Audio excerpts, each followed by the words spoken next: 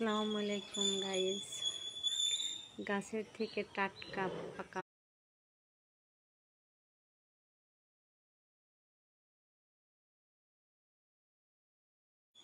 আসসালামু আলাইকুম গাইস। গাছের থেকে টাটকা পাকা আম পেড়ে পাকা আম পেড়ে খাওয়ার মজাটা কে কে উপভোগ করেছেন? আমার সোনামণিরা উপভোগ করেছে। আপনারা কি করেছেন? কমেন্টসে জানিয়ে দেন। আর আমরা তো নতুন, আমাদের পাশে থেকে সাপোর্ট দিয়েন।